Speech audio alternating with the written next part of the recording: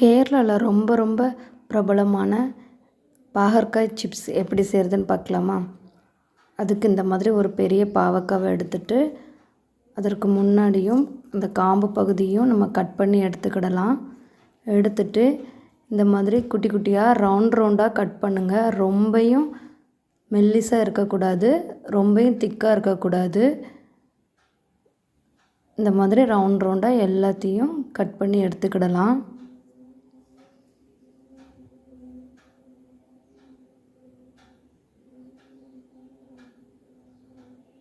அப்புறம் இதுக்கு நடுவில் இருக்கிற அந்த சதை பகுதியை நம்ம வெட்டி எடுத்துடலாம். விதைகள் எல்லாத்தையும் நீக்கிடுங்க.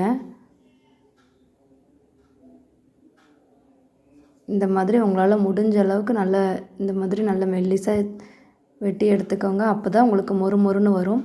பாகற்காய் பிடிக்காதவங்க கூட இதை விரும்பி சாப்பிடுவாங்க. ஒரு கசப்பு தெரியாது, ரொம்ப நல்லாயிருக்கும். செய்து ரொம்ப நேரத்துக்கு இதோட முறுமுறுப்பு தன்மை மாறாமல் அப்படியே இருக்குங்க. நான் சொல்கிற மாதிரியே செய்யுங்க. இப்போ பாருங்கள், நடுவில் உள்ள அந்த சதைப்பகுதி எல்லாத்தையும் வெட்டி எடுத்தாச்சு. இந்த மாதிரி நல்ல ரிங் டைப்பில் ரெடி பண்ணி வச்சுருக்கேங்க. இப்போ ஒரு பாத்திரத்தில் இந்த பாகற்காயை சேர்த்துக்கலாம். இப்போ இதுக்கு தேவையான அளவு 2 டேபிள் ஸ்பூன் அளவுக்கு அரிசி மாவு எடுத்துக்கோங்க. 1 டேபிள் ஸ்பூன் அளவுக்கு கார்ன்ஃப்ளவர் மாவு, காரத்துக்கு ஒரு அரை டீஸ்பூன் அளவுக்கு சில்லி பவுடர், கொஞ்சமாக உப்பு, ஒரு அரை லெமனை புழிஞ்சு ஊற்றிக்கோங்க. இந்த லெமன் தான் உங்களுக்கு அந்த கசப்பு தன்மையை கம்மி பண்ணி கொடுக்கும். டேஸ்ட்டும் நல்லாயிருக்கும்.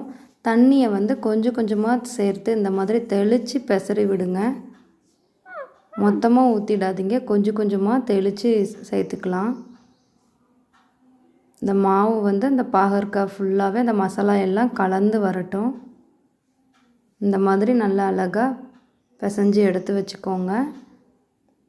வாணலியில் எண்ணெய் ஊற்றி எண்ணெய் நல்லா சூடானதும் நம்ம ஆல்ரெடி ரெடி பண்ணி வச்சுருக்கிற அந்த பாகற்காவை ஒன்று ஒன்றா போடுங்க. தனித்தனியாக போடும்போது தான் அது சேர்ந்து வராது. எல்லாமே நல்லா தனித்தனியாக வெந்து நல்லா மொறுன்னு ரெடியாகி வரும். எண்ணெய் நல்லா காஞ்சதுக்கப்புறம் போடுங்க. இந்த மாதிரி பொன்னிறமாக வர்ற வரைக்கும் வேக வச்சு நல்லா வறுத்து எடுத்துக்கிடலாம்.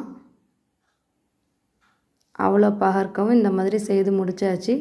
டக்குன்னு காலி ஆகிடுங்க. இது நீங்கள் சாம்பார், சாப்பாடு எதுக்கு வேணாலும் சைடிஷ்ஷாக வச்சுக்கலாங்க. ஸ்நாக்ஸாகவும் சாப்பிட்லாம். இதை கண்டிப்பாக செஞ்சு பாருங்கள். எப்படி இருக்குன்னு கமெண்ட் பண்ணுங்கள். இன்னொரு வீடியோவில் சந்திக்கலாம். பாய்.